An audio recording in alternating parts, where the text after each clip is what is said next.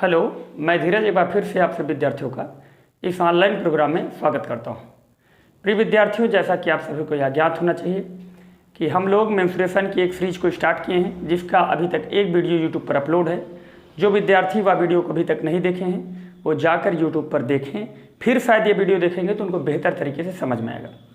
Dear, इसके पहले वाले वीडियो में हम लोगों ने सर्कल के बारे में स्टडी किया। सर्कल की रेडियस क्या होती है, डायामीटर क्या होता है, कॉर्ड क्या होता है, टेंजेंट लाइन क्या होती है, इंटरसेक्ट लाइन क्या होती है, इन सारी चीज़ों के बारे में मैंने डिटेल से इसके पहले वाले वीडियो में बताया।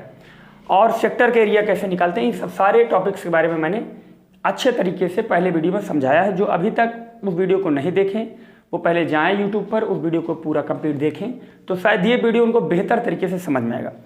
देखो, हमने स्टार्ट किया है मेंस्ट्रुएशन 2D कंप्लीट करने के बाद 3D पढ़ेंगे।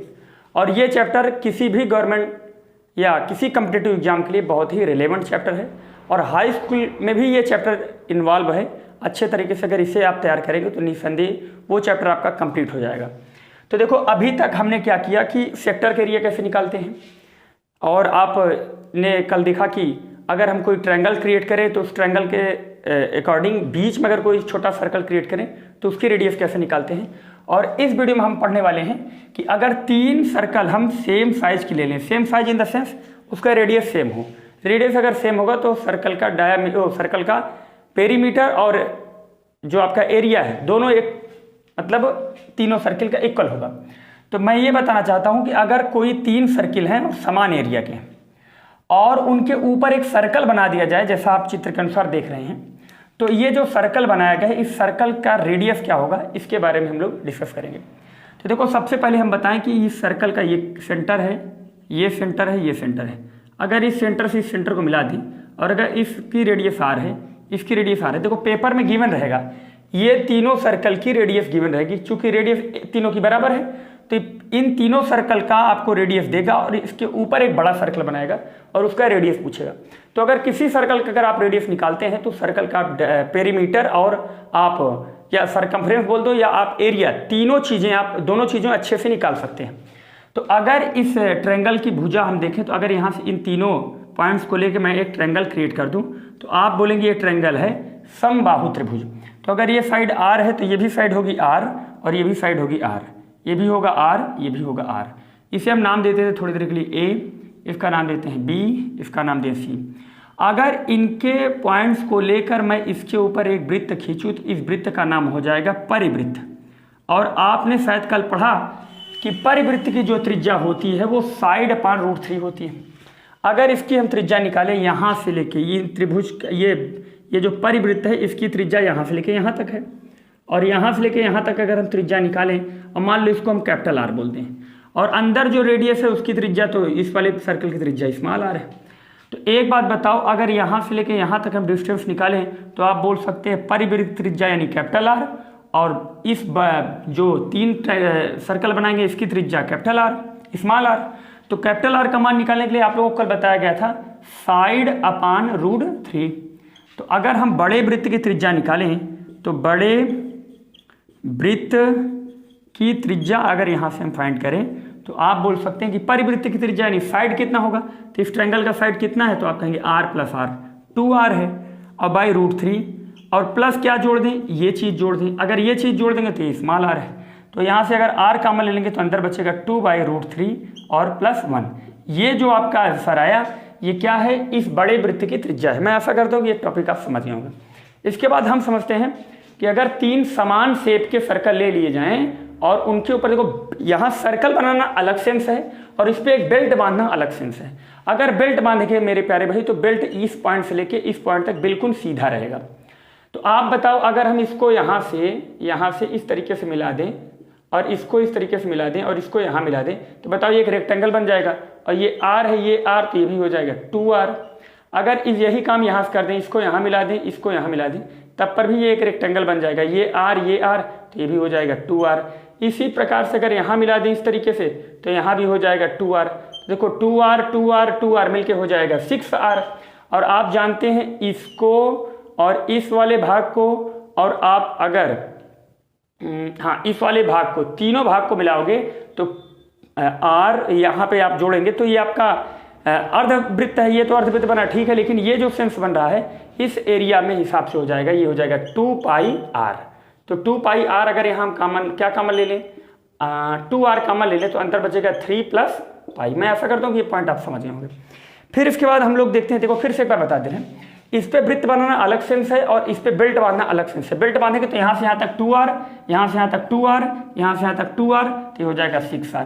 और इस पार्ट और इस पार्ट, ये तीनों पार्ट को जब मिलाएंगे तो इसका एक वृत्त के बराबर परिमाप हो जाएगा। इस प्रकार हो जाएगा ये 2πr, और 2r कॉमन ले लेंगे तो 2 × 6 + π।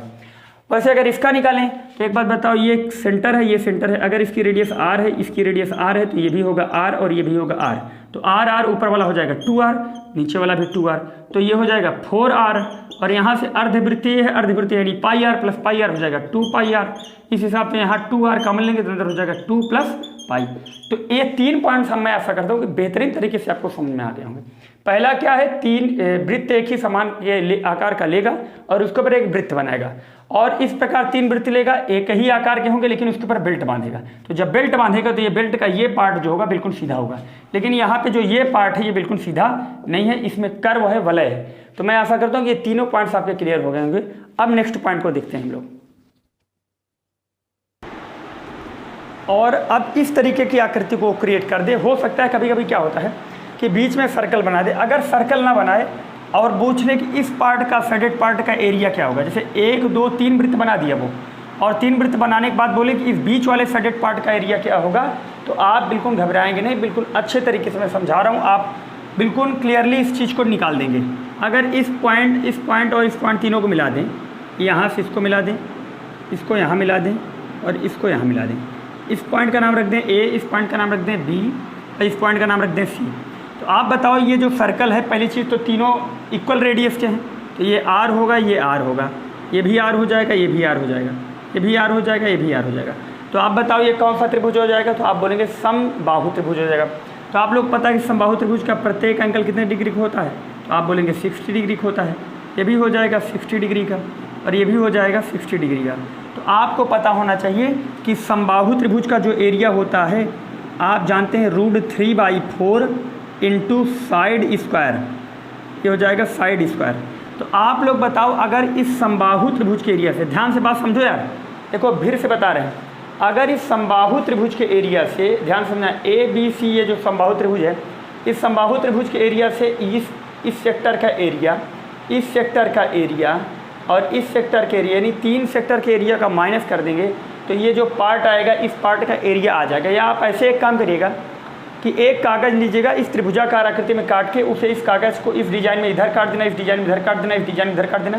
तो देखना इस तरीके की जिस आकृति को हम बीच में शेडेड पार्ट को पेंट किए हैं, इस तरीके की आकृति आपको मिलेगी। तो सबसे पहले कैसे निकालेंगे छायांकित भाग का क्षेत्रफल, ये कैसा देगा, बोलेगा कि 3 समान आकार के वृत्त हैं जिनकी त्रिज्याएँ 5 सेंटीमीटर है, 10 सेंटीमीटर है। तो छायांकित भाग का क्षेत्रफल ज्ञात कीजिए। तो भैया हम बोल देंगे कि एरिया ऑफ शेडेड पार्ट, अगर हम निकालें एरिया ऑफ शेडेड पार्ट, तो आप इसे फाइंड करने के लिए क्या करेंगे, तो आप जानते हैं ट्रायंगल के एरिया से, यानी जो ट्रायंगल का एरिया है, ट्रायंगल का जो एरिया है इससे माइनस कर देंगे 3 सेक्टर के एरिया। कितने सेक्टर का, 3 सेक्टर के एरिया। तो ट्रायंगल के एरिया क्या होगा, तो आप कहोगे √3/4 और साइड कितनी है, तो साइड आप बोलोगे यहाँ से लेके यहाँ तक कितनी है 2r, तो आप बोलोगे 2r का स्क्वायर कर दो और यहाँ से माइनस करोगे 3 सेक्टर का एरिया, तो 3 गुणे 1 सेक्टर का एरिया क्या होगा, तो कहोगे πr² और 1 सेक्टर का मान कितना है 60 अंश, तो आप बोलोगे πr² × 60/360। इसे सॉल्व करेंगे तो हो जाएगा √3/4 × 2 दूना 4r² माइनस, अगर इसे काटें तो 6 छंग 36 और 3 दूनी 6, और इसे माइनस करेंगे तो हो जाएगा πr² 2। तो यहाँ से 4 से 4 कैंसिल होगा, r² कॉमन लेंगे तो हो जाएगा √3 - π/2। देखो ध्यान से, ये इस वृत्त की त्रिज्या देख के छायांकित भाग का क्षेत्रफल पूछेगा तो त्रिज्या का मान रख के √3 - π/2 से मल्टीप्लाई कर देंगे, आपका आंसर आ जाएगा। तो मैं आशा करता हूँ कि ये क्वेश्चन आप अच्छे तरीके से समझ होंगे। इस क्वेश्चन की बात करें तो देखो यार, अगर पूछा गया है कि 4 वृत्त समान आकार के हैं और चारों वृत्त अगर समान आकार के हैं तो इस छायांकित भाग का क्षेत्रफल ज्ञात कीजिए। तो अगर मैं इनके वृत्त के चारों केंद्रों को आपस में मिला दें तो आपको क्या लगता है, यहाँ पे एक स्क्वायर क्रिएट होगा। अगर ये स्क्वायर क्रिएट हुआ तो इसका नाम रख दो ए, इसका नाम रख दो बी, इसका नाम रख दो सी, इसका नाम रख दो डी। तो देखो यहाँ से लेके यहाँ तक इस वृत्त की त्रिज्या है, इसको मान लो आर। यहाँ से लेके यहाँ तक इस वृत्त की त्रिज्या, इसको मान लो आर। ये भी आर, ये भी आर, ये भी आर, ये आर, ये आर, ये आर। तो आप बताओ ए बी सी डी एक स्क्वायर क्रिएट हो गया, और इस स्क्वायर से हम इस 4 सेक्टर के एरिया माइनस कर दें तो आप जानते हैं कि क्या हो जाएगा, आपका आंसर आ जाएगा। तो आप बताओ स्क्वायर का एरिया क्या होगा। तो आप बोलोगे कि अगर हम निकालें area of shaded part, area of shaded part, तो आप उस चीज़ को निकालने के लिए क्या करेंगे, तो आप कहेंगे स्क्वायर के एरिया से, यानी वर्ग के क्षेत्रफल से, वर्ग के एरिया से माइनस कर दीजिए 1 2 3 4 सेक्टर का एरिया। तो 4 सेक्टर का एरिया माइनस कर दो। 4 सेक्टर किसके बराबर यहाँ होगा, एक सेक्टर 90 डिग्री का है, तो 4 सेक्टर कितने डिग्री होगा, 360 डिग्री का। और 360 डिग्री के सेक्टर से ही क्या क्रिएट होता है, 360 अंश के कोण से एक वृत्त का निर्माण होता है। तो वर्ग का क्षेत्रफल निकालने के लिए आप जानते हैं भुजा स्क्वायर होता है। तो यहाँ पे भुजा के नाम पे कितना दिया, r प्लस आर, 2r। तो आप यहाँ कर देंगे 2r का होल स्क्वायर माइनस 4 सेक्टर के एरिया, तो 4 एक सेक्टर के एरिया होता है पाई आर स्क्वायर, थीटा का मान है 90 डिग्री बटे 360, 9 चौक 36, 360 से 360 कैंसिल हो गया। 2r का स्क्वायर करेंगे तो हो जाएगा 4r स्क्वायर, माइनस यहाँ से हो जाएगा पाई आर स्क्वायर, और यहाँ से r स्क्वायर कॉमन लेंगे तो हो जाएगा 4 माइनस पाई। मैं आशा करता हूँ इस बात को आप भली भांति अच्छे तरीके से समझ गए होंगे। तो देखो इस तरीके के क्वेश्चन सर्कल में बनाए जाते हैं। सर्कल में बहुत सारे पॉइंट्स हैं। अभी हम लोग पढ़ेंगे कि भैया आप बताइए यहाँ पे कि अगर ये तीनों वृत्त बराबर ना हो तब कैसे आप प्रॉब्लम को फाइंड करेंगे। तो मैं आशा करता हूँ कि आपको मेंसुरेशन 2D में जो सर्कल पढ़ाया जा रहा है बेहतरीन तरीके से समझ में आ रहा है। नेक्स्ट वीडियो पार्ट 3 में हम लोग पढ़ेंगे फिर से सर्कल के बारे में। तो अभी 2 वीडियो सर्कल के और आएंगे, इसके बाद हम लोग पढ़ेंगे स्क्वायर के बारे में, रेक्टेंगल के बारे में। इन सारी टॉपिक्स को मैं एक डिटेल में प्लेलिस्ट बना दूंगा और आप चीज़ों को अच्छे से वहाँ से पर्याप्त मात्रा में आप अच्छे तरीके से शेड्यूल बना के उसको पढ़िए और निस्संदेह वहाँ से आपका सिलेक्शन होगा। ओके, बहुत बहुत धन्यवाद।